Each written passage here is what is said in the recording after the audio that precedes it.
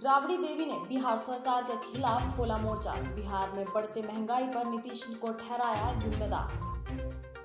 वहीं बीजेपी विधायक नीतीश सरकार पर उठाया सवाल। विधायक ने कहा नीतीश सरकार पर अफसरशाही हावी। वहीं बात करें नीतीश कुमार का नरेंद्र मोदी के साथ एक फोटो पर मचा राजनीतिक घमासान। विधायक उमाशंकर अकेले ही कर लिए प्रेस वार्ता। कहा रुपेश हत्याकांड में शामिल आरोपी से मिलने को बताया अफवाह। चरही में प्रशासन ने चलाया अतिक्रमण हटाओ अभियान। प्रशासन के इस अभियान से लोगों में खौफ। आज बिहार विधान परिषद पहुंची बिहार की पूर्व मुख्यमंत्री राबड़ी देवी ने बढ़ते महंगाई को लेकर सरकार पर जमकर हमला बोला। साथ ही साथ इस तरीके से कल मुख्यमंत्री नीतीश कुमार प्रधानमंत्री नरेंद्र मोदी के सामने झुकने को लेकर राबड़ी देवी ने कहा कि वह तो प्रधानमंत्री के कदमों में जाकर गिर गए। अब इसके पीछे क्या मजबूरी होगी वो तो बीजेपी और जेडीयू ही जानती है। नीतीश जी गया था, वो माननीय प्रधानमंत्री के घोड़े पर गिर गए। अच्छा, आखिर क्या मजबूरी है? किस तरह से वो होगा? कुछ मजबूरी हो लोग, सरकार में यहाँ वहाँ चला था, सरकार में यहाँ वहाँ रहे हैं, कुछ होगा वहाँ के, कुछ यहाँ के। उनकी मजबूरी है क्या? पूरा मजबूरी। तो चलिए आगे बढ़ते हैं अगली खबर की ओर। सत्तारूढ़ पार्टी के विधायक ने अपने ही सरकार के खिलाफ जमकर हमला बोला है। दरअसल बिहार में बीजेपी विधायक हरिभूषण ठाकुर ने नीतीश कुमार पर अफसरशाही को बढ़ावा देने की बात कही। इससे पहले भी वो सरकार के खिलाफ मोर्चा खोलते रहे हैं। एक बार फिर से बीजेपी विधायक हरिभूषण ठाकुर ने अपनी भड़ास निकाली है। आपको बता दें कि आज विधानसभा पहुंचे हरिभूषण ठाकुर ने मुजफ्फरपुर के एसपी से फोन पर बात कर रहे थे। इस दौरान हरिभूषण ठाकुर गुस्से से लाल हो गए और मीडिया से बात करते हुए क्या कुछ कहा, आगे की इस खास रिपोर्ट में देखिए। एक जमीन पर विवाद है तो हमको उपदेश दे रहे हैं। क्या बोल रहे हैं? उनका थाना प्रभारी हमारे कुछ जगह पैसों ले लिया। अब बोलेंगे क्या? वो लोग बोलता है केवल रुपया लूटने के सिवा कुछ कर रहा है।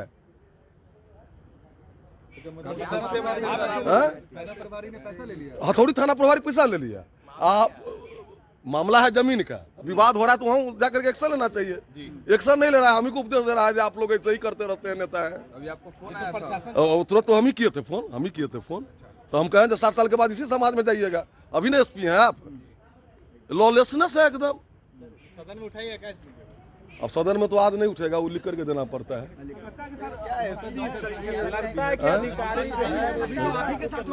विधायक की बात नहीं है, थाना, और मैंने कई बार कहा है और मैं फिर आप लोगों के माध्यम से कहता हूं कि नीचे स्तर पर बहुत बुरी स्थिति है। थाना, सीओ, बीडीओ, सरकारी कर्मचारी लूटने के सिवा कोई जनता का काम नहीं कर रहा है। इस बात के लेकर अफसरशाही तो छोटी चीज है महाराज। आइए अब बात करते हैं बिहार के मुख्यमंत्री की।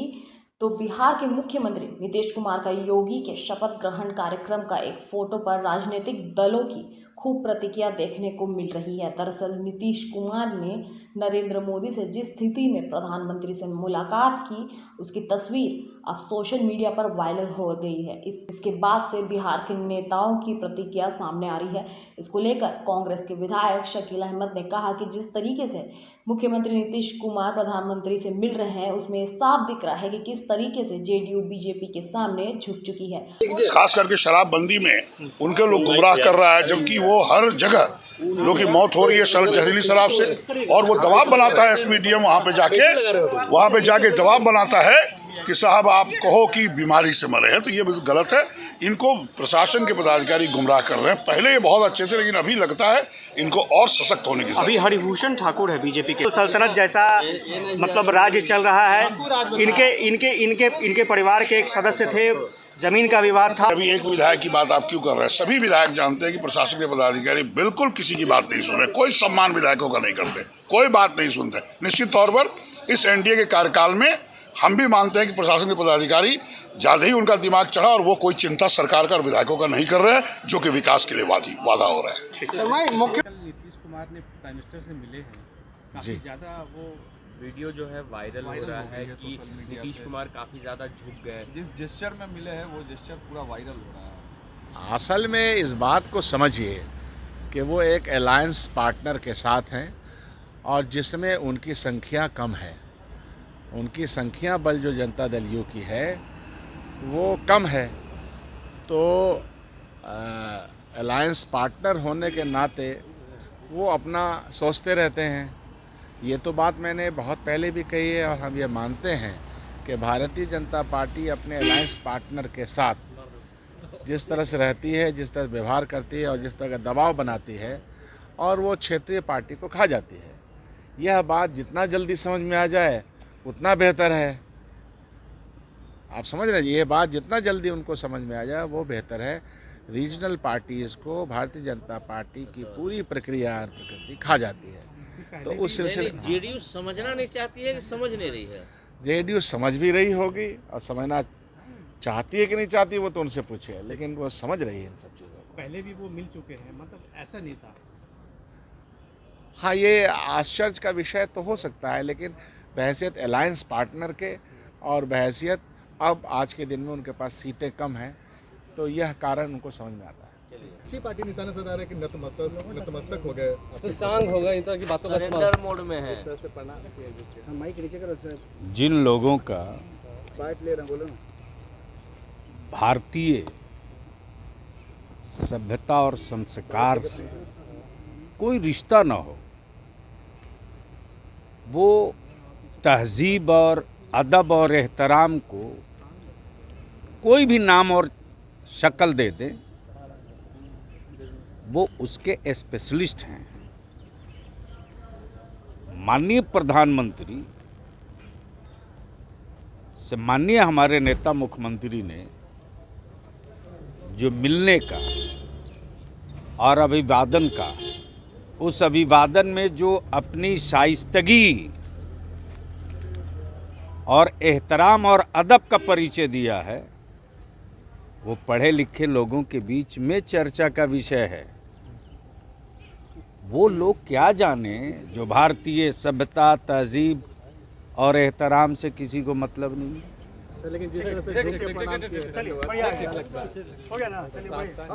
अगर एहतराम का नाम दंडवत है, अदब का नाम दंडवत है, भारतीय संस्कृति और भारतीय सभ्यता को बचाने का नाम दंडवत है, तो मैं चाहूँगा कि विपक्ष के लोग बतावें कि उनकी कौन सी संस्कृति और कौन सी सभ्यता है। हम बात करते हैं बिहार प्रदेश की, तो बिहार प्रदेश के भाजपा कार्यालय में एमएलसी चुनाव को लेकर केंद्रीय मंत्री गिरिराज सिंह ने कहा, सूबे के सभी 24 सीटें पर एनडीए जीत रही है। प्रधानमंत्री नरेंद्र मोदी के विचारों से पूरा देश सहमत है। साथ ही उन्होंने कहा कि उत्तर प्रदेश में योगी सरकार के नेतृत्व में विकास के कारण दूसरी बार शपथ ग्रहण हुआ है। मैं उन्हें बधाई देता हूँ। आज योगी जी शपथ करें। योगी जी दोबारा मुख्यमंत्री बने, उत्तर प्रदेश की जनता के विश्वास को जीतने का काम किया, जिन्होंने एक तरफ विकास और दूसरी तरफ सुशासन को वहां स्थापित करने का काम किया। ये योगी जी के कामों के ऊपर मोदी जी के नीतियों पर चल करके वहां उतारने का काम किए, इसीलिए उनको इतनी बड़ी सफलता मिली। बिहार में क्या संभावना व्यक्त की जाए? सबसे बड़ी पार्टी बिहार हो गई आज। बिहार में तो अभी 20 में चुनाव हुआ है, जब 25 में चुनाव होगा तो फिर हमारी सरकार बनेगी। 24 में लोकसभा का चुनाव होगा। मुझे पूरा उम्मीद है कि देश की जनता और बिहार की जनता नरेंद्र मोदी को उसी तरह से देश के सिंहासन पर बिठाने का काम करेगा, जो मोदी ने पूरी दुनिया में भारत को एक शक्तिशाली भारत के रूप में स्थापित करने का काम किया है। सर, बिहार की सबसे बड़ी पार्टी बन गई है बीजेपी, तो जनता को धन्यवाद कि जनता ने बिहार में भारतीय जनता पार्टी को अपार बहुमत दिया और भी आगे देगी, तो भारतीय जनता पार्टी और बड़ी पार्टी के रूप में उभर करके आएगी। सर, एमएलसी का चुनाव पूरे बिहार में 24 सीटों पर हो रही है, क्या लग रहा है इस बार एनडीए गठबंधन? मुझे लग रहा है कि अगर जनप्रतिनिधि पंचायती स्तरीय के जो इसके वोटर होते हैं और वो निश्चित रूप से मोदी जी के नेतृत्व में जैसे 2020 में बीजेपी को जिताने का काम किया, विधानसभा में बहुमत दिया, तो विधान परिषद में भी मोदी जी के नीतियों को उतारने के लिए, बहुमत के लिए, मोदी जी के चाहने वाले लोगों को, मोदी जी के नीतियों के साथ खड़े होने वाले लोगों को निश्चित रूप से विजयी। चलिए बात करते हैं चरही चौक में नेशनल हाईवे पर जिला प्रशासन द्वारा लगातार दूसरी दिन भी अतिक्रमण हटाओ को लेकर अभियान चलाया गया। इस दौरान अधिकारियों और पुलिस बल के तैनाती के बीच जेसीबी के माध्यम से अतिक्रमण हटा जाने को लेकर हड़कंप का माहौल था। हालांकि इसको लेकर पहले ही प्रशासन द्वारा प्रचार प्रसार कराया गया था। वहीं अतिक्रमण हटाए जाने के दौरान कुछ लोगों ने विरोध भी जताया, लेकिन प्रशासनिक अधिकारियों ने किसी भी प्रकार की नरमी नहीं दिखाई। तो चलिए बात करते हैं बरही थाना क्षेत्र की। तो बरही थाना अंतर्गत दुलमहा गांव में पिछले 6 फरवरी को घटित रूपेश कुमार हत्याकांड मामले में 5 लोग हजारीबाग केंद्रीय कारा में बंद है। कुछ दिन पहले सोशल मीडिया पर एक खबर वायरल हुआ था कि बरही विधायक उमाशंकर अकेला रूपेश हत्याकांड में के आरोपी से मिलने गए थे। यह मामला विधानसभा में भी उठाया गया था। इस खबर को बरही विधायक उमाशंकर अकेला ने अफवाह बताया। प्रखंड मुख्यालय भवन में स्थित विधायक व्हाट्सएप पर हमने देखा है और लगता है जिस दिन का वो बता रहा है उस दिन मैं विधानसभा में बिल्कुल जो जिस प्रकार से व्हाट्सएप चलाया है जिस व्यक्ति ने, तो जब तक पता नहीं चलेगा तो मैं एफआईआर नहीं कर सकता। ऑथेंटिक न्यूज होना चाहिए, प्रमाण होना चाहिए कि किसने चलाया है, तो एफआईआर नहीं करता। लेकिन आप लोग को विश्वास दिलाता हूँ कि सेंट्रल जेल जाते हैं तो वहाँ CCTV और मैं तो वहाँ था नहीं, रांची में था।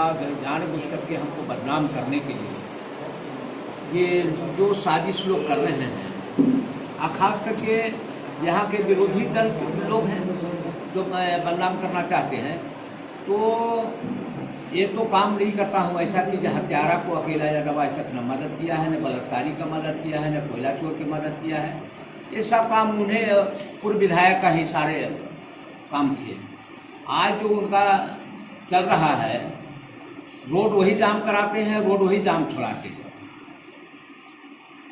और इस प्रकार से हरकत मैं विश्वास के साथ कहता हूँ कि उन्हीं के लोग ने इस प्रकार से हरकतें की, जिसका मैं खंडन करता हूँ और आपके माध्यम से उसको चुनौती देता हूँ।